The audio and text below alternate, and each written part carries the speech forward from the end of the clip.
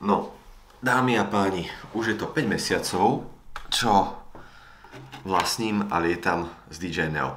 A za tých 5 mesiacov som sa naučil o ňom dosť veľa vecí. No a dnes by som sa chcel s vami podeliť o 10 podľa mňa najúžitočnejších tipov, ktoré som za tých 5 mesiacov získal. Aby ste pochopili nasledujúce body, musíte vedieť, prečo som si tento dron kúpil. Chcel som, aby dron bol malý a prenosný, aby som si ho mohol brávať so sebou na turistiky a na športové udalosti, čiže aby bol ako tak odolný. Veľmi dôležité, aby sa dal ovládať cez telefón a zároveň, aby mal dostatočne dobrú kameru, aby som si mohol robiť nejaké fotky a videá na sociálne siete.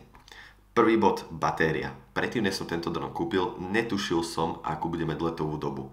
No a teraz, keď už s ním lietam pravidelne, viem, že na jednu túto batérku vydrží dron vo vzduchu plus minus 10 minút, alebo asi nejakých 12 až 15 tých funkcií, čo je oblet, rocket a podobné. Chápeme sa. Záleží ale od počasia. Keď je zimšie, tak je to menej, samozrejme príjemnejšia teplota, je to viac. A hlavne keď nefúka. K tomu sa dostaneme neskôr. Ako som spomínal v prvom bode, tento dron má dobu letu podľa toho, ako silno fúka. Bohužiaľ si myslím, že DJI nás celkom klamalo, pretože tento dron nezvláda tak silný vietor, ako píšu na internete, že by mal zvládať. A neraz sa mi stala nepríjemná situácia, kedy trošku zafúkal vietor a dron skončil v kríkoch. A to nás privádza k tretiemu bodu, odolnosť. Za celých 12-13 rokov, čo lietam s dronmi, som nikdy nezažil, aby dron bol tak strašne odolný. Neviem, či to je tou konštrukciou tela, či je to tým, ako je kamera skrytá, ochranný vrtul, netuším. Keď sa na ten dron pozriete, nemá na sebe ani jeden škrabanec a funguje dokonale, napriek tomu, že som s ním už viac ako 30 krát havaroval. Hovoríme o nárazoch, ktoré boli z boku do stromu, spredu do značky, do kríkov, kedy sa zamotal do rôznych vetvičiek a podobne. Takže musím povedať, že fakt aj menšie, aj väčšie búračky, všetko to prežilo úplne bez problémov. Čiže fakt klobúk dole pred DJI, neskutočná kvalita. Jedna veľmi zásadná bezpečnostná funkcia, ktorú väčšina dronov má, ale DJI Neo ju nemá, je Return to Home, čiže návrat domov, ak ho používate cez telefón a nie cez ovládač. Modelová situácia. Povedzme, že lietate okolo jazera, zaletíte s dronom nad jazero. No a vtedy stratíte signál. Tu vám zostávajú dve možnosti. Prvá, vliesť do vody priamo pod drona a drona zachrániť, pripojiť sa na neho, alebo druhá možnosť, zostať na pláži a pozerať sa na neho, ako sa pomaly potopí. S ostatnými dronmi by to nebol problém, keďže ostatné drony majú Return to Home, alebo by to nebol ani problém, keby ste boli pripojení ovládačom. Ale z nejakého neznámeho dôvodu, keď ho ovládate cez telefón, sa nedokážete vrátiť naspäť.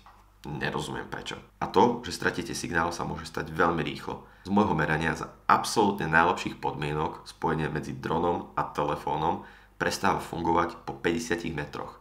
A to sa fakt bavíme o tých najlepších podmienkach, čo idú. Keď už pridáme podmienky typu les, mesto alebo nejaké iné rušenie signálu, klesá nám to až o polovicu na 25 metrov. Takže veľmi rýchlo sa môže stať, že od drona prídete. A keď už sa bavíme o tom signále, neviem, či DJI spravil nejakú dizajnovú chybu pri tomto drone, alebo je to moja chyba, že už som s tým dronom veľakrát havaroval, ale keď s ním lietam v interiéri, Wi-Fi spojenie sa preruší takmer okamžite. Ja s ním vzletím a asi po 10 sekundách sa telefón odpojí. A je jedno, či je 30 cm od neho, 2 metre, 3 metre, hneď sa odpojí. Fakt netuším, či to je týmto bytom, že proste je tu veľa rušivých signálov. Netuším, deje sa mi to len v interiéri, vonku dron funguje úplne v pohode. Ďalším bodom je, že dron má malý senzor. Dúfal som, že to nebude toľko cítiť, ale cítiť to je. Keď je fakt zamračené počasie, alebo je východ slnka, západ slnka, to znamená, že je tmavo, tak dron má veľmi zlé zábery. To znamená, že väčšinou bývajú také rozpixelizované. Dron vyženie vysoko ISO, aby kompenzoval tú tmu a vyzerá to tak všelijako. Ale zase, aby som mu nenadával na kameru, tak stále je to DJI, kvalita obrazu je skvelá, stabilizácia obrazu je skvelá a čo som bol prekvapený, tak ponúka formát 9:16, takže natáčanie na výšku a takže máte jednoduchšie natáčanie pre sociálne siete ako Instagram, TikTok a tak ďalej.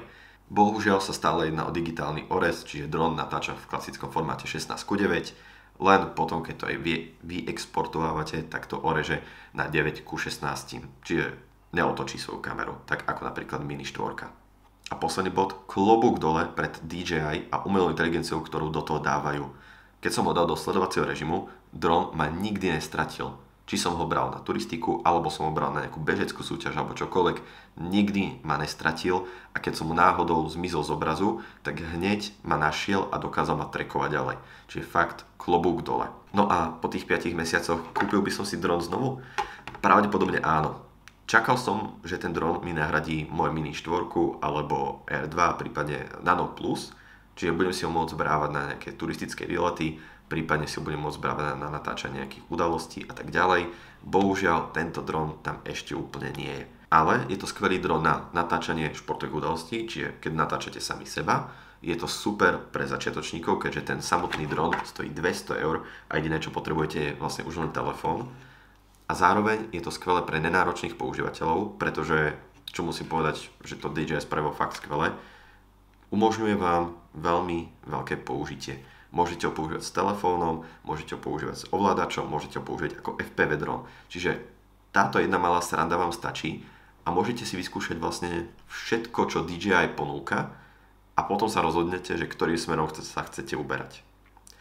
No, myslím si, že to bolo na dnešné video všetko. Dúfam, že sa vám video páčilo. Nezabudnite sa prihlásiť na odber, totiž to len veľmi malé percento z vás, ktoré sa na tieto videá pozerá, má prihlásený odber.